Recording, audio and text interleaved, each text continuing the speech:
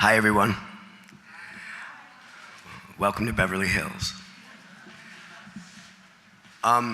So this is a panel on the impact of storytelling on our planet, and I've spent a lot of time making films about the environment, and after the election was crushed and heartbroken, and was hoping that Trump would not be as bad to the environment as he had promised. We gave him a chance for about 48 hours when news started hitting. So as opposed to standing by, I felt like I needed to do some more storytelling and raise a little money. And this is the first of many shorts that this new venture called Resistance Studios that I'm pleased to be part of is going to make. So we'll just roll this little clip here first, and then we'll get on with our panel discussion. Thanks. President-elect Trump's pick of Scott Pruitt to head the EPA. I'm Scott Pruitt. Oklahoma Attorney General Scott Pruitt has been nominated by Donald Trump to serve as the head of the Environmental Protection Agency. A leading critic of the EPA. If confirmed, Pruitt will be put in charge of an agency he spent most of his legal career obstructing. This agency called the EPA. What is their role? What is their objective? The EPA was established in 1972 by President Nixon. Maintaining and improving environmental quality. Protect against water pollution, air pollution, Pesticide hazards. contamination of the environment. So what makes Scott Pruitt an ideal candidate to protect the environment? According to the Natural Resources Defense Council, there's literally nothing in his record showing any indication of protecting the environment in any way that matters. Greetings from the Oklahoma Attorney General's office. Shortly after becoming Attorney General in 2011, Pruitt eliminated his office's Environmental Protection Unit, which investigated issues like water contamination and illegal dumping. In its place, he established a unit that worked to overturn national safeguards to reduce dangerous air and water pollutants. He has fought regulations that he would be required by law to enforce. Attorney General Pruitt has great qualifications. Supporters of Pruitt highlight his hostility toward the EPA as his primary qualification for the job, and very rarely mention that many of his actions reveal a clear pattern of unethical behavior. A New York Times investigation revealed that Pruitt had taken a letter written by lobbyists working on behalf of Devon Energy, copied it onto state government stationery, and sent it to Washington under his own signature. Signed it and sent it off to the federal agency. He was basically working in alliance with these companies. They thanked him for his outstanding work. 2 days before writing the letter, Devon Energy donated $125,000 to RAGA, the Republican Attorneys General Association, which he was an executive of. In 2013, employees at Oklahoma Gas and Electric held a fundraiser for Pruitt. 6 days later, Pruitt filed a lawsuit against the EPA in an effort to block a rule that the company opposed. In 2014, Pruitt joined an organization chaired by Harold Hamm, the CEO of oil and gas company Continental Resources. Energy tycoon Harold Hamm led Pruitt's re-election committee. Together, they sued the U.S. Department of Interior. 2 weeks later, Continental Resources donated $25,000 to RAGA. In 2016, ExxonMobil made a donation of $50,000 to RAGA, and a month later, Pruitt wrote an op-ed defending Exxon, which was under investigation for deliberately misleading its investors and the public about the dangers of climate change. Pruitt has described this type of behavior as representative government, but it's clear he's only representing the interests of energy companies. The oil and gas industry is applauding the selection of Scott Pruitt. 13 of the 14 lawsuits Pruitt filed against the EPA were co-filed with companies that gave financial contributions to his campaign or affiliated campaign committees. He is suing the EPA. Pruitt sued over regulations designed to reduce ozone, better known as smog. Despite the fact that the American Lung Association has described ozone as one of the most dangerous pollutants in the United States, and in a recent report, gave all Oklahoma counties surveyed an F for ozone problems. In another case, Pruitt sued to block a rule restricting the amount of mercury that could be dumped into the air by coal power plants, despite overwhelming evidence that mercury is a dangerous neurotoxin, particularly for children. Pruitt sued the agency twice over these restrictions. Pruitt has even sued the EPA over safeguards for more than half of the nation's waterways, including streams that feed into drinking water supplies of 117 million Americans. My state's prerogative to craft regulations that make sense for Oklahoma. He currently has several pending lawsuits against the EPA that haven't even been heard in court yet, attacking regulations to reduce methane pollution from the oil and gas industry and the agency's Clean Power Plan, intended to reduce carbon pollution and slow the impacts of climate change. We don't want the Environmental Protection Agency to be run by someone owned and controlled by the oil and gas industry. This is sort of like putting an arsonist in charge of fighting fires. He is going to try to bring the EPA to its knees. Scared to death what'll happen if Pruitt's director of the EPA. Where are we in history when that happens? So he obviously is now the director of the EPA. Thank you. So I'll talk a little bit more with the panelists about these films, and I had Susan Collins, the Republican senator from Maine, saw the film, wrote a letter saying this was very helpful, and I had a 15-minute conversation with Senator McCain, who saw the film. So we tried to infiltrate the non-converted, or the, as much as we can. So it was a good lesson. It was just the beginning. So we want to get many more of these films out. So without further ado, I'd like to bring out the incredibly sexy panel. Panelists? Okay, they're coming. Cue music. Okay. Oh, there they are.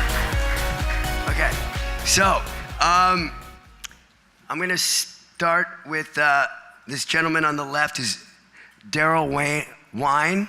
Daryl Wein, sorry, he's a dreamboat. He's very dreamy. He's an award-winning filmmaker who has covered many various topics, including open relationships. I was in that film. Just kidding. Open relationships, feminism, and the world of GMOs, which is a film which we'll see a clip of today, which is fantastic. Daryl. Next to him is Zoe Lister-Jones. She's an actress and a filmmaker. She's currently starring on the CBS show Life in Pieces, also based on my life. Life in Pieces, and she's just finished her directorial debut that premiered at Sundance called Band-Aid. Zoe. Next to Zoe is Mia Goldwyn. She is the Chief Content Officer of Style and the largest fashion, she's the Chief Content Officer. She's an officer. I said, are you an officer? Are you gonna arrest me? Yeah, if you fuck up my intro, I'm gonna arrest you. Okay, sorry, Mia. She's the Chief Content Officer of Style and the largest fashion and beauty and lifestyle multi-channel network across social media platforms such as YouTube, which is the only thing I understood in the whole sentence, YouTube. And we'll learn more about what Mia does. Mia Goldwyn. Next to Mia is Darren Romanelli. He is a branding and marketing genius. He didn't want me to say that, but I will. He is co-founder of the marketing agency Street Virus, which he co-founded in 2000, and he founded Dr. Romanelli clothing brand in 2003. Darren Romanelli. And lastly, we have Karla Shamberg, who many of you know. She has produced a little picture called Erin Brockovich and Extreme Measures, another film she co-produced, and she is co-chair of the EMA board. Karla, thank you.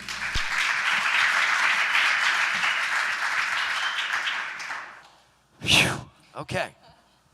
Can you guys hear? Is this working? Is this on? Yeah.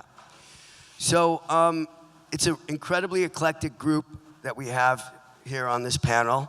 And I think I'm gonna first, because I'm gonna start with you two. Zoe, they're a couple as well, by the way. I think we could say that. That was before he made that was after he made the movie about open relationships, I hope. No, we made that together about our own Jesus open Christ, okay. relationship. I didn't know that one.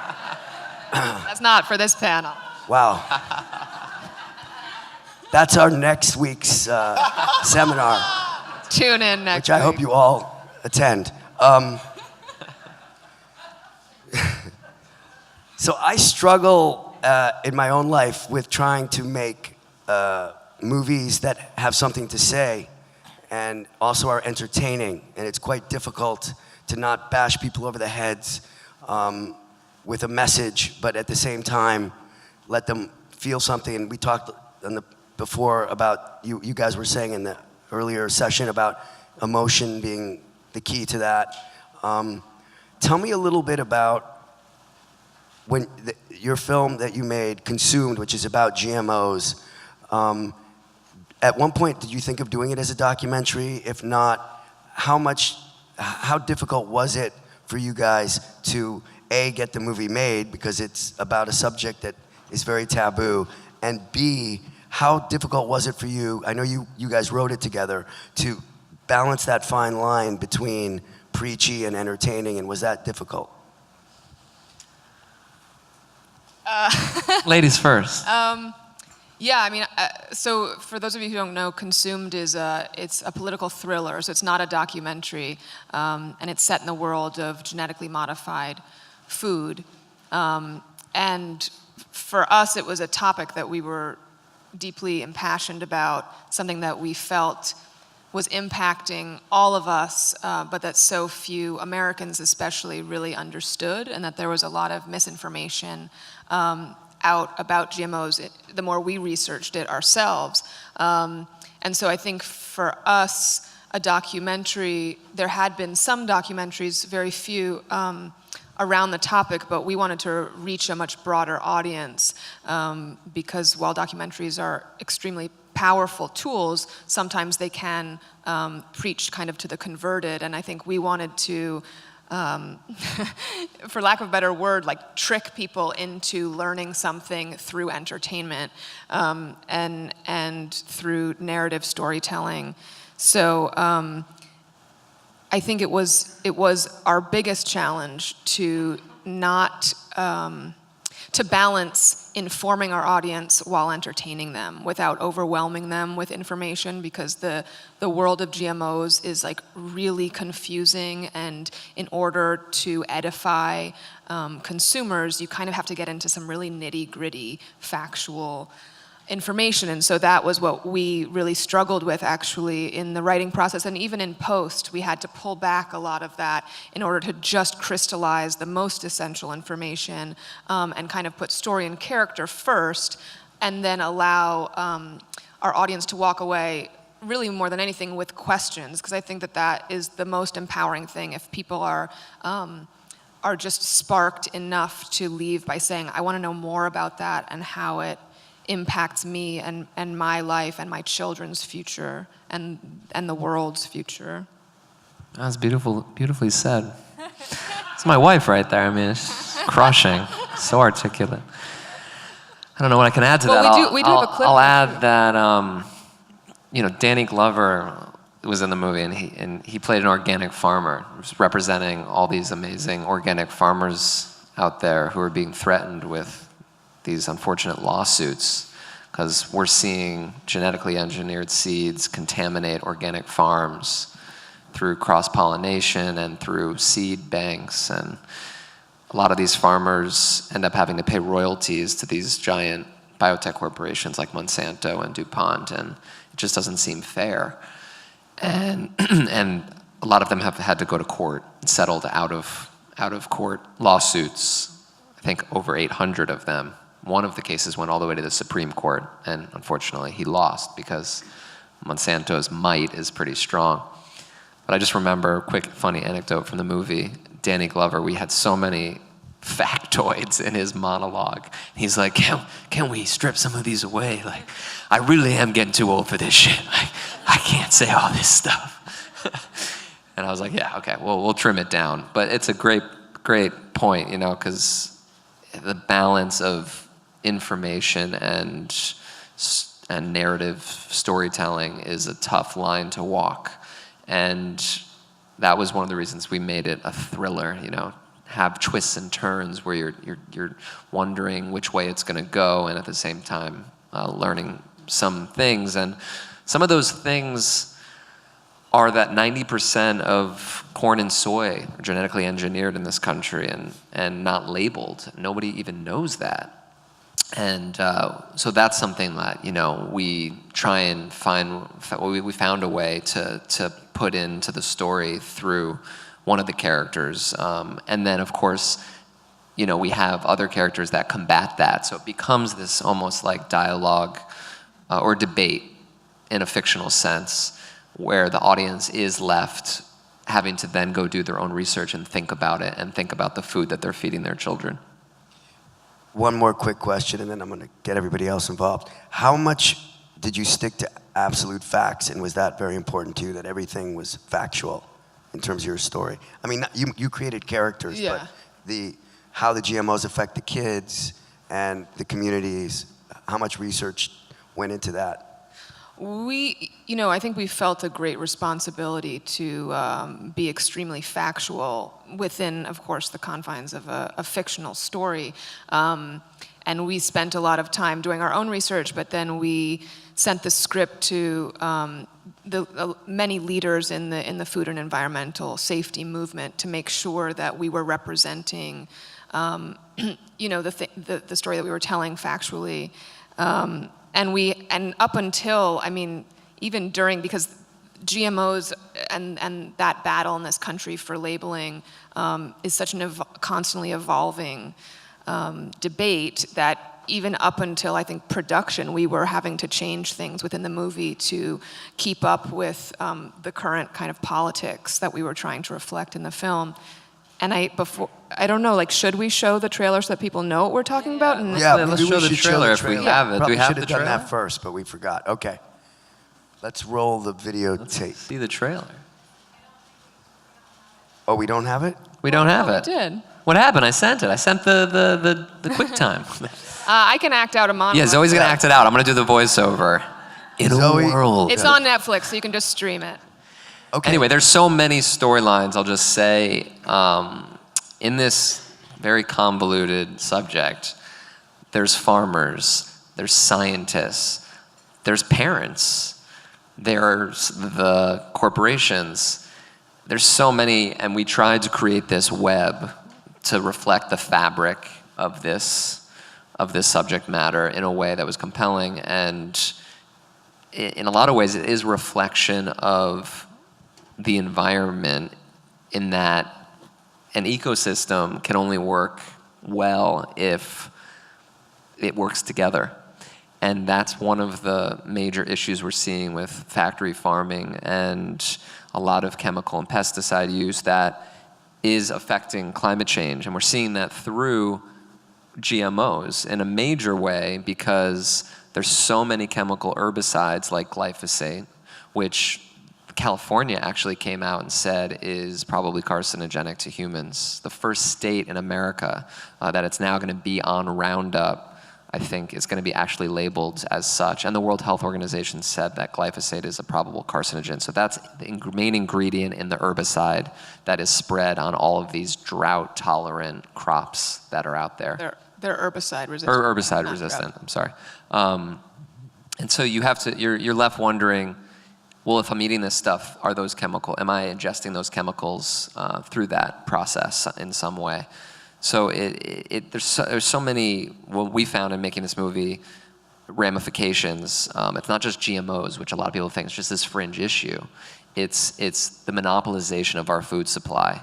It's these big corporations choosing what we're going to eat and eliminating biodiversity. It's affecting plant life, it's affecting people who are eating it and their health, and science is being controlled by them because they self-regulate. So we tried to pack this all into this narrative called Consumed. Well, Karla, you made arguably one of the best activist films, I think. I think Erin Brockovich is like a masterpiece, and I think people thrive. You know, when I was producing movies, everyone would pitch, this is the next Erin Brockovich, you know. And how did that come about? And were you an activist or were you a producer? How did that, like, first, or both? Like, how did you tap into her story and all that? Why don't you just break that down a little bit for us? All right, well, I think You were in the breakout section. You may have heard this story already, but you're going to have to hear it again. I was running my husband's company. He had a company called Jersey Films with Danny DeVito. And we had made Pulp Fiction and Get Shorty. So I was in a film company that had been very successful. And I was running the operations, and I wanted to move over to the creative side. It was more fun, I thought. So I, as I said before, I pitched him almost every day some storyline, which he rejected.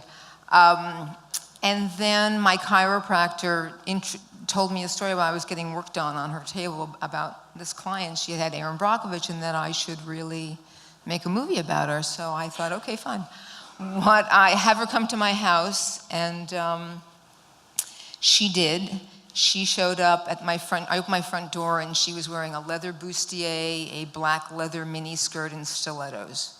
And that was it. And I thought, wow, this girl must be really smart to have done what she's done and to be able to walk around like this. There's something going on with this girl.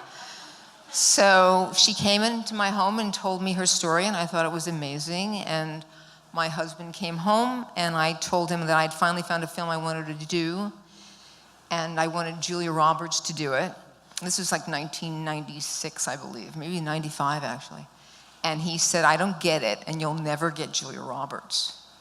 So I ignored him, fortunately, and went to his partner, and who's Stacey Scher, who's also still in the movie business, and she liked it. So we proceeded from there. The question, was I an activist? No, I'm a real underdog person. I love underdog stories. And it really spoke to me as far as that. And I love entertaining movies. And I love that you can help people learn something that they don't know, help change their minds by entertaining them. So I thought it was a really great combination. I wouldn't be pushing an idea on them, but I would be entertaining them, and they would come to understand the importance of it. Darren, in your work, do you find a similar, you're not making movies, but you're helping brands, you're designing, you're making clothes. Is there a subliminal message at times, or are you able to push issues through your design and brands? I don't mean to get too heavy on you right away, Darren, but.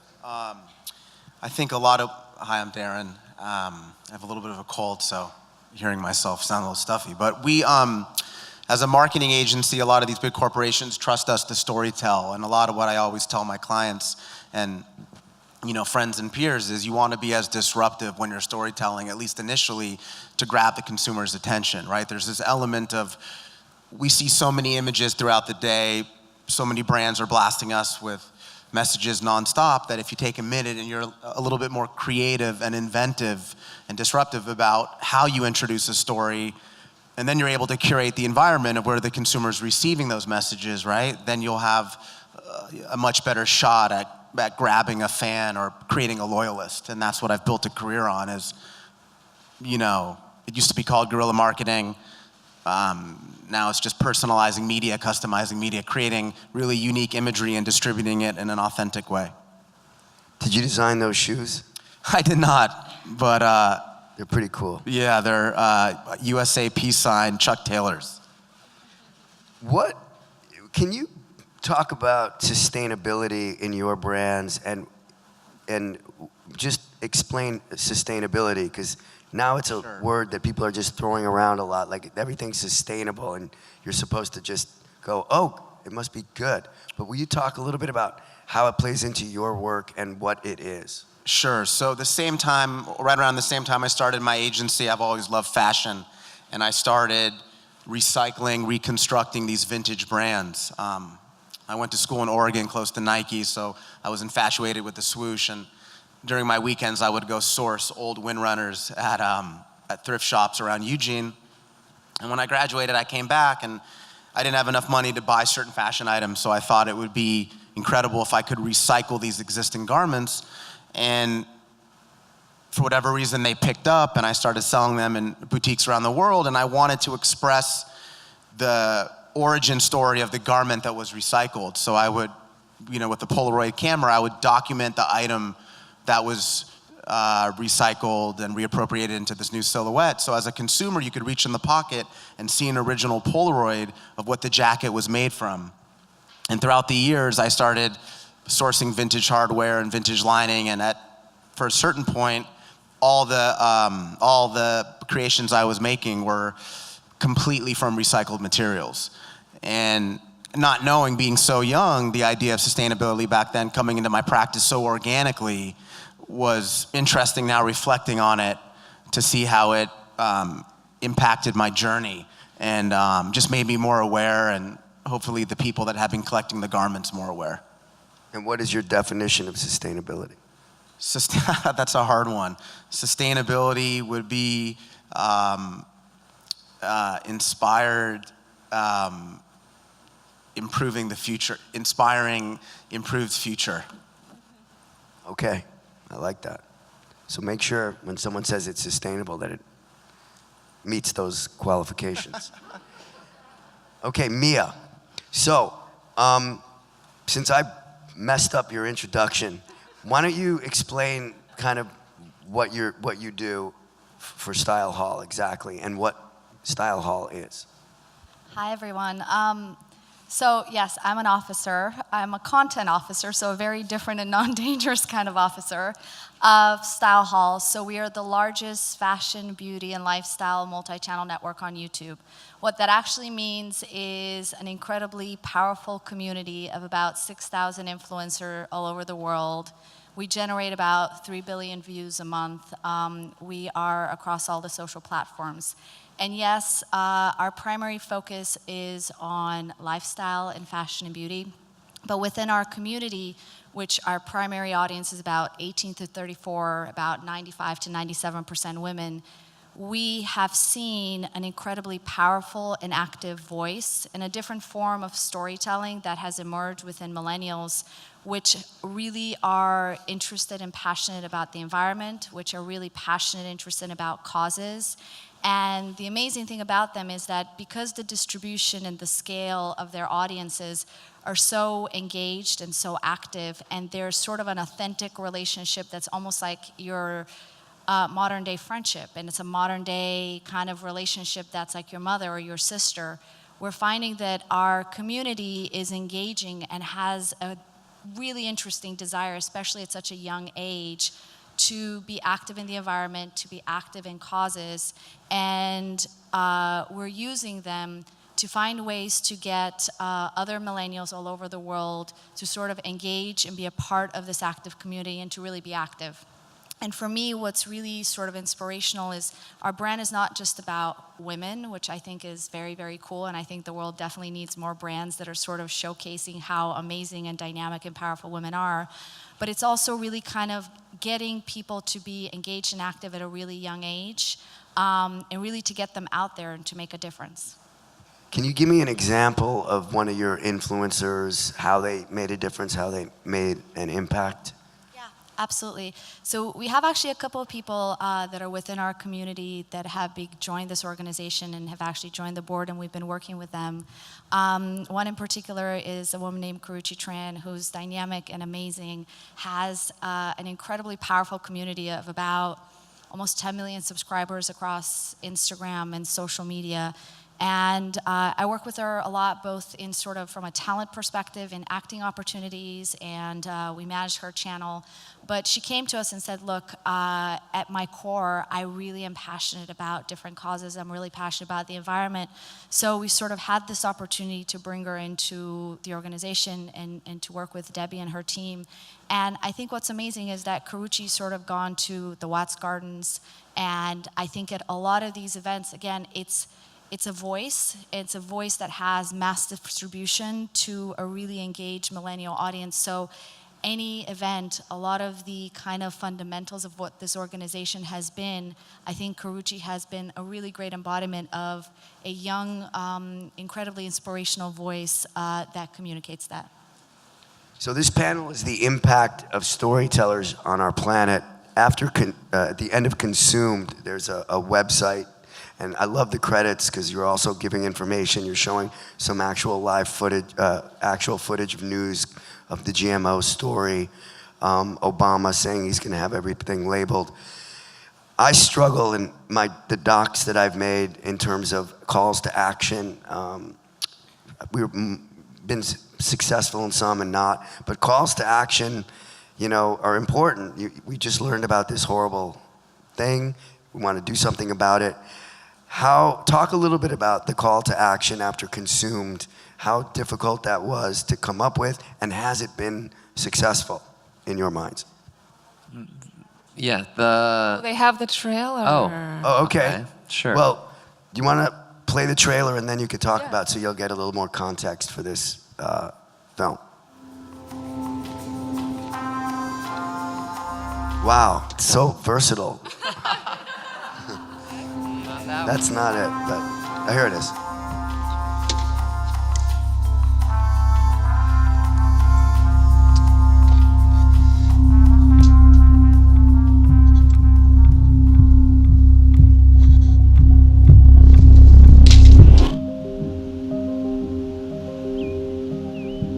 I'm Eddie. Sophie. Got a little boy or girl?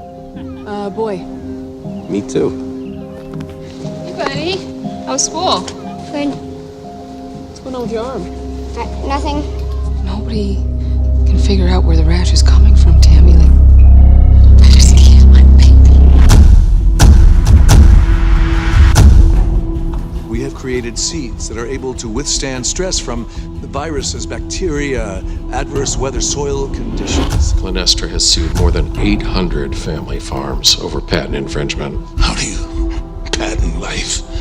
I mean, honestly. This university used to get most of its scientific funding from the USDA.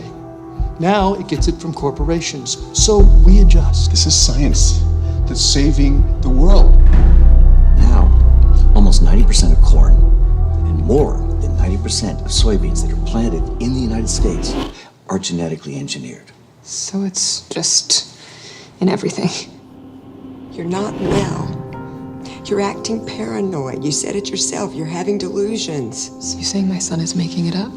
I don't think he's making it up entirely. It's a psychological disorder, Miss Kessler. How can there not be any other independent studies that matter? We're the guinea pigs, Sophie, and your son is the independent study.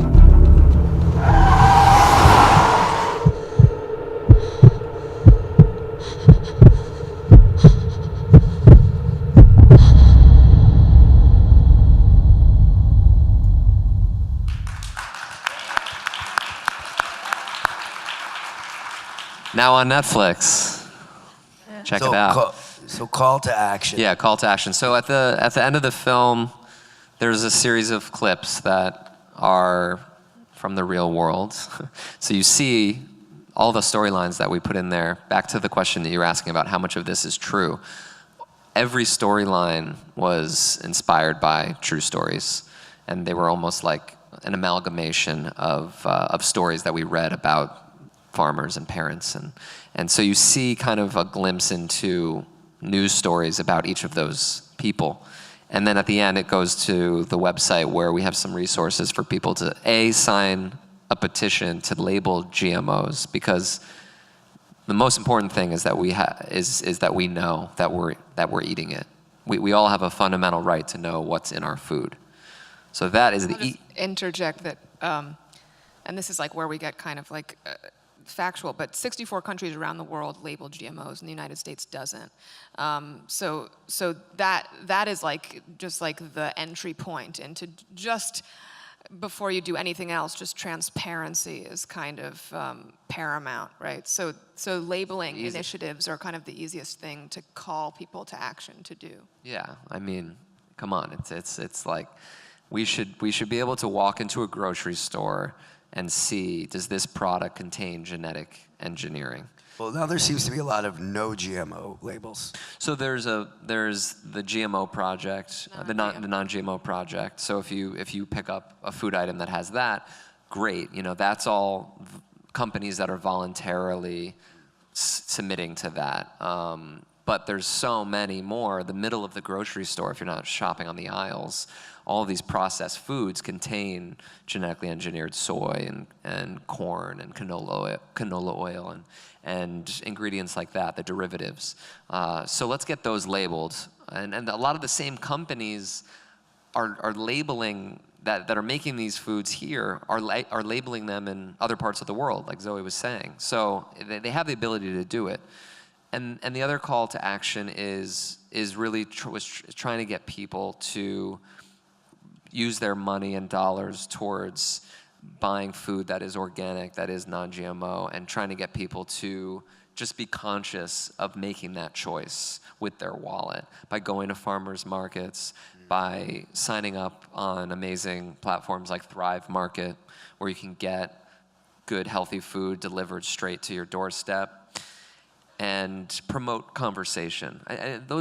There's kind of more nuanced calls to action, but those were kind of the two biggest to try and promote conversation, to get labeling, and to try and eat healthy so that it'll hopefully expand. But I mean, it is a question like how effective are those calls to action? Right. And tough. we don't have a way to really monitor them in order to see how effective they've been. I mean, but I do think that in the art of activist filmmaking, that's really important, is to transfer the message into action. And one of the things that was the most exciting outcomes of this film is that we showed it on Capitol Hill to members of Congress, which I think when you're talking about especially narrative storytelling and even in documentaries, just to have some sort of bridge into affecting policy is obviously the goal, in addition to entertaining. And Erin Brockovich got behind the film, which was really exciting. She saw it, and we wrote an op-ed together in Time magazine about what was going on. So, you know, it's coming together to really get the message out there. So this is to Darren and Mia. Are there any brands or companies that you refuse to work with because you feel that you don't agree with what they're doing? Not really. You know, I've been lucky to have had a pretty flexible situation over the last 15 years where brands come to us because of the work we're doing and the storytelling we're doing. So we've been, you know, pretty, up to this point, we've had a good run. I haven't been, I don't think any of the bad boys have hit us up yet. I would say the same for us, and I think, I'm sure we would agree on this. I think the benefit is that when brands come to us, we have the opportunity to sort of work with them to shape a voice and to shape a campaign and to be authentic about the messaging. I think from a business perspective, it's challenging to sort of flat out refuse, and I think that's just the reality of life. But I think encouraging behavior that's authentic is important.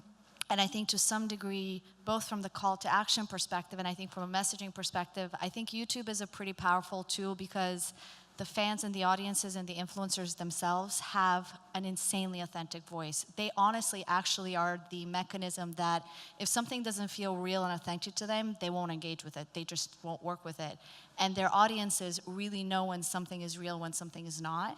And the call to action mechanism, because there is that sort of relationship of trust, is actually pretty powerful because you're right, it's really difficult to gauge that call to action because there's still not necessarily a conversion between behavior and what you end up adopting at home and how you do it versus what you actually see on a screen or what you see through social media. But I think on YouTube in particular, at least the engagement and the call to action and the behavioral changes we can see is that people comment and post, and then they take a story or a product or an act, and then they do it at home, and then they talk about it and they evangelize it. So I think that there is a sort of slight mechanism where you are spreading a message in a pretty effective way. But I think on a personal level, I think we all have a responsibility, and we can choose how we engage in, you know, how we live a sustainable, to quote you, life. Well, along those lines, this is a question to all of you, but Karla, we'll start with you. Since the election and our country has kind of turned into a third world country, but since the election, how has that affected your work and your daily life? And has it inspired you to be more, or to want to do another movie, or to get back to activism films? Or how has the current political situation changed you? Well, as I said before in the hallway, I was in retirement until I got here. I find this conference really inspirational because there's just so many people who actually believe so deeply about what needs to be done out there. So I've got a few projects. One's about a general who was in the Second World War, American general, and he collaborated. He was brought on to help the Chinese fight the Japanese during the Second World War, and he's a general who the Chinese have honored with a museum, the only foreigner who has a museum in China. And the point of that is a collaboration, that we're doing this with the Chinese people, and that if you work together, you can get things done. I think for me, I was saying also in the meeting before that I had a project about whistleblowers, which I sold twice to ABC and once to CBS, and Danny Strong wrote it for us, who's a very renowned writer, and I think I'm going to revive that because I think it's necessary to show people to speak up right now. So I'm really going to dedicate some time to that, frankly. Darren. Well, I think right now everyone's a bit more sensitive, at least from like a consumer perspective. So I think the corporations that are paying attention to what's happening currently, as far as from like a media perspective, right? We all want to be told a story that feels good right now, and I think you could see the ads at the Super Bowl and the Academy Awards. Definitely, wouldn't have been those ads 3 months ago. Right. No, and I also think that it's the brands that are spending more time storytelling. We're gravitating to because we want to feel good right now, right? It's like that's just, and I have 2 little girls, and I mean I look at them every day, and I think. I remember when I was 8 years old, and we moved to Los Angeles, and it was such a different place than it is today. So, I know it's a little bit of a scattered answer, but I hope it helped a little bit. Yeah, Mia. I very much agree with that, and I think beyond what's happening here, I think in general in the world there's a lot of social and cultural and sort of devastating things that are happening everywhere. And I think, throughout time, the arts and music and content and storytelling have been such a powerful tool to inspire people, to give people hope, and also such an incredibly powerful resistance tool. And I think what we've seen throughout, you're right, the Oscars and even the Super Bowl, is that there is a massive sort of belief in making a difference. I think if you look at statistics, people are reading more, people are being active, people are doing things that we almost in a way just sort of lost our social responsibility. And I think in general, something that's really important to me is that I don't want young people to feel that there's despair and there's no hope, both as a parent, as somebody that sort of manages and programs for a community of millennials, and I think that's really, really critically important. Yeah, I mean, I feel like since Trump's election, I as an artist feel a greater responsibility, which is maybe problematic because I think we all should have felt that responsibility for a much longer time, and I think, without getting too much into it, that I think our apathy is somewhat responsible. And so I think that the level of engagement, especially in terms of influencers, both inside the entertainment industry and out, with more political conversations is really, it's heartening to see that I think Meryl Streep did, speaking of calls to action, did kind of call her community to action and saying, this is the moment to stand up for what you believe in and to speak out and to use your platforms to do so. We were discussing this earlier, that I think, people who are influencers, who have those platforms, there is some pressure to kind of whitewash your message in order to not alienate your fan base. And I think now more than ever, I hope that people see that actually the opposite might be true, that the more that you engage in a really specific message, the more fans you can actually attain.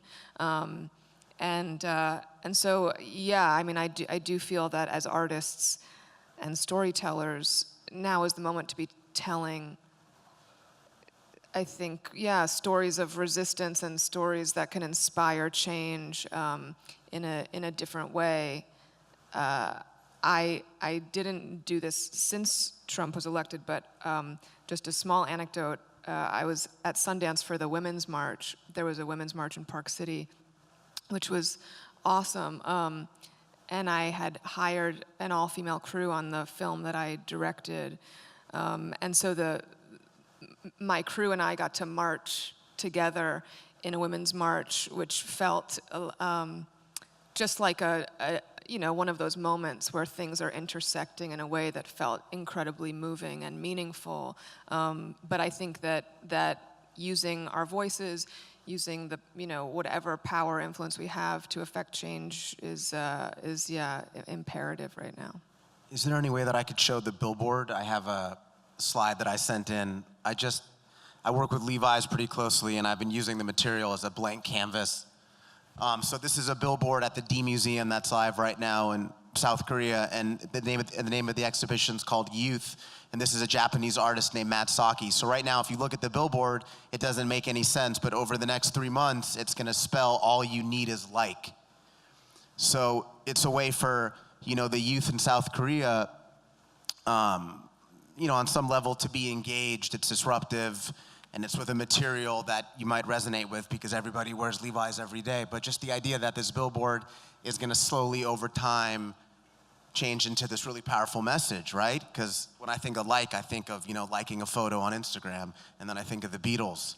So it's that kind of disruptive nature is something that we've been working on. And then if you go back, there was an installation earlier this summer at the Mocha Geffen, and we wrapped the old Frank Gehry box office structure in 501s, and instead of using a factory to wash denims, the environment washed it with sun distressing, and we were able to bring this to life. It's called Finish by Nature.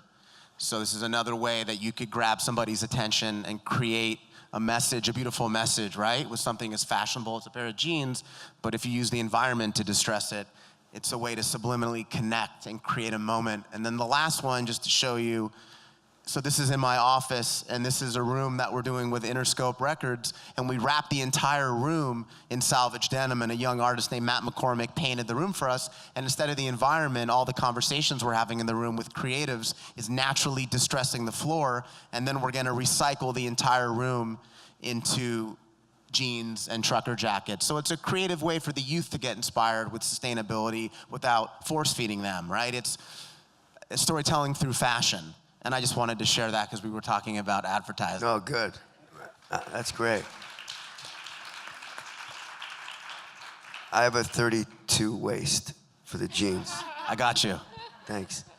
Okay, and Daryl, you want to talk about post-Trump trauma or non-trauma? A lot of trauma. For me, I am always thinking about how to be mindful in my storytelling and to try and stay engaged and be thoughtful, tell stories, try and tackle stories from perspectives that you don't tend to see. And I've been very inspired by Van Jones's message of the love army and leading with love and really trying to put my heart into my work, even at the risk of my own business interests. For example, I'm working on a film right now that was set in Southside Chicago about the aftermath of a young black man who was killed by the police. It's not a documentary, it's a narrative, and I'm a privileged white filmmaker, and that's something that scared me to make, and I didn't know if I could make it. And I had the opportunity to know this great young African-American actor from Chicago who was in Consumed, played Danny Glover's son. And as we were seeing a year ago, back-to-back police shootings, with Philando Castile and Alton Sterling and all of these unfortunate, tragic incidences, I just felt like I wanted to do something. I wanted to say something. I didn't know how. So what I went back to, of course, is my storytelling and my craft. And I called this friend up and I said, let's make something together. I don't think I can write it, but I know I can get it made. And we made it with love, with no money. And he's the star of it, and he improvises a loose version of his own life with a lot of gang members and community members from Southside Chicago. And so I'm trying to do projects like that where I have to step outside my comfort zone. It's so easy to become complacent and stay within, with, you know, at risk of sounding cliche, inside your own bubble. I am trying to break through that in my own ways. So trying to continue to stay active in any way I can. Karla, you're on the board of EMA. Tell me a little bit about your work with the organization and how you're going to translate that into your next step, or if you're looking at like taking this, what you've learned this weekend, or it's not the weekend yet, but almost. But how are you going to translate that? And talk a little bit about your work with the organization. Just my work. Well, Debbie does all the work. That's. I try and support Debbie as well as I can. We've tried to do a few projects together, and I think that, as I said before, she's very inspirational to me. I'd like to help her a little bit more getting some of the messages that we're all talking about: water problems, pollution problems, hunger problems. I'd really love us to coordinate them more. As I said in the other room, the oil industry has come together. You know, the coal industry had come together. All of these things that we're fighting pollution-wise, they've all consolidated so that they are very strong and very large. And yet, we as environmentalists, or people who are concerned about sustainability, there are little bits and pieces of us all over the country, hundreds if not thousands of organizations that are fighting the same foe, but they're fighting them separately. And I think we mentioned only moments ago that it'd be really lovely if we could somehow help coordinate them so that the message is stronger, so that we're fighting a foe and we're as large as they are.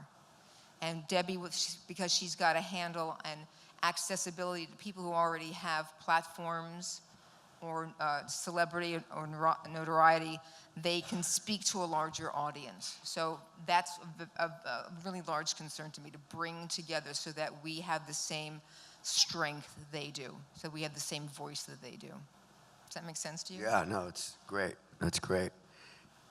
I think you guys were saying it on your work session also, that there's, you know, you take an issue of water, you take an issue of environmentalism, all these NGOs, they don't really come together to work together. And I think what's happening, at least in the environmental movement, is Scott Pruitt kind of made all these groups like NRDC and the Sierra Club and League of Conservation Voters, for the first time, they're all 350.org, they're all working together. He's kind of galvanized. And I think that's what would be great, is if all the immigration NGOs, the gay rights NGOs, you know, women's rights, civil rights, do start working together, and maybe even working en masse, right? And that's why these are good, these kind of... Yeah, I mean, the people who were opposing have all come together for decades. They have a business interest, okay? So that brings them together. And they have very strong personalities that run their companies, corporations, interests. You know, those think tanks. We have the same brains that they do, but we haven't had, perhaps it's just, they have a mission. They want to make money, okay? So that's a really strong driving force. We don't have that, except in a way we do, because now some of our technologies are strong enough to actually mandate that groups come together as businesses and are profitable. But we have a mandate sort of protecting ourselves, to sustain ourselves, and hopefully that will engage a lot of people to come under a very strong umbrella. That's what I'm hoping for. Yeah, I think it's one of the good things that's happened with this administration is artists that I know who, I think you were saying, Zoe, are very resistant to airing their views, are all now chomping at the bit to come together. And I do think great art is made in times of stress and trauma. So I think we're going to see some more Aaron Brockoviches, some more Consume, some more of these films coming out, and powerful voices coming out and fighting. I'm about to go see a virtual reality 5-minute film of crossing the border into Mexico, out of Mexico into Arizona, and this is all from anger and rage, and so you just finished your film. You both had just finished films. Is there any of you, another last question of the group, is there a dream project now that comes to mind that you want to do, maybe even if it's in 5 years, but something that you're burning or that has, got your gut right now? Why don't you start, Zoe? Go ahead. No pressure. We were just talking about this earlier, that I think there is a need for hopeful storytelling right now. So Debbie and I were talking earlier, and Frances Fisher, about, that wouldn't it be amazing if there was a news show that told a series of hopeful stories and of influencers who are creating change right now, so that people could see how they can get involved with a call to action, but also not feel kind of the doom and gloom of the current state of affairs, both in this country and around the world. And so I do think that's something that I've been thinking about for a while, especially since this past election. I think a way to inspire action without, I guess, tapping into the rage and despair as much. Like a news program. Like a news program, That's a great idea. Yeah.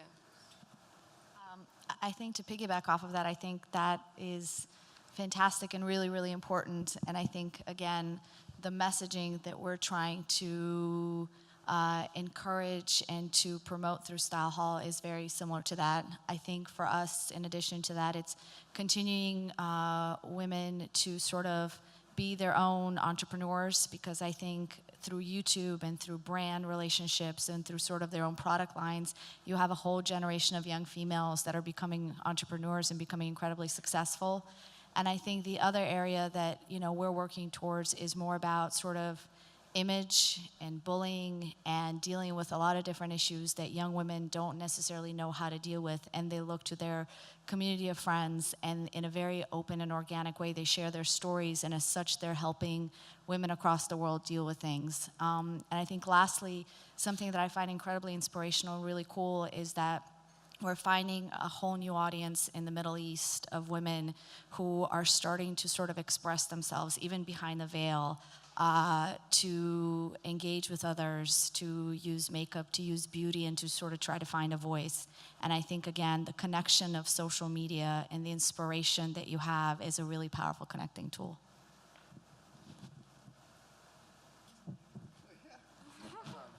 So the question was, what am I excited about? I started a property a few years ago with my wife called Supermarket Supergroup, and it was a way to inspire my 2 little girls that you are what you eat. And we have an app, and this incredible producer, James Fauntleroy, produced this album, and we did a book, and the first one came out, and it was really moving, and I'd like to continue working on that. And a goal of mine has always been to create an urban Sesame Street, a more modern Sesame Street.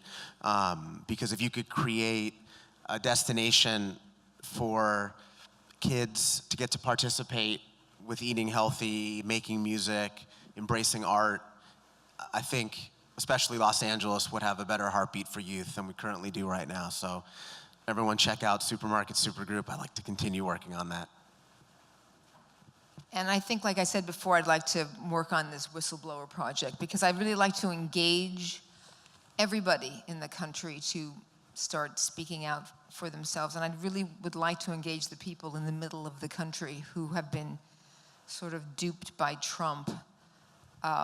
They'll eventually find out what he's really about. But when you have a story about an individual who does something that helps other people, I think it inspires, hopefully, other people to come out and help them protect. There's a lot of pronouns in that sentence.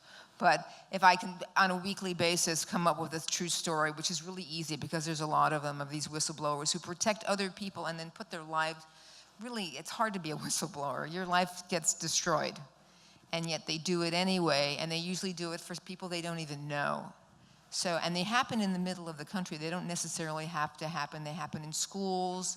They happen in little companies that have larger ramifications. So, really like to engage the people who voted for someone we don't like, but who are never going to be protected by him, and let them understand that we really do care about them, and they're part of the same country that we are. So that's important to me. You want me? You're done. I'm with her. Yeah, we're going to produce that show together. Fisher, you want to make it? Cool. Let's talk. Oh, that's great. Do we have more time? I think we're over 7 minutes. We're over 7 minutes. According to the clock. Anybody want to say anything further? I think we got it. I want to hear about your dream project. About what? I want to hear what you're working on. What are you excited about? Oh, Resistance? Well, Fisher. I'll just say it's really going quite long, Fisher. Okay, sorry. The voice in the sky. I'll tweet it. I'll tweet my next projects. Okay. Anyway, Resistance Studios. Yay. Thank you guys very much. Thank It was you. wonderful. Thank you. Sorry we went long. Thank you.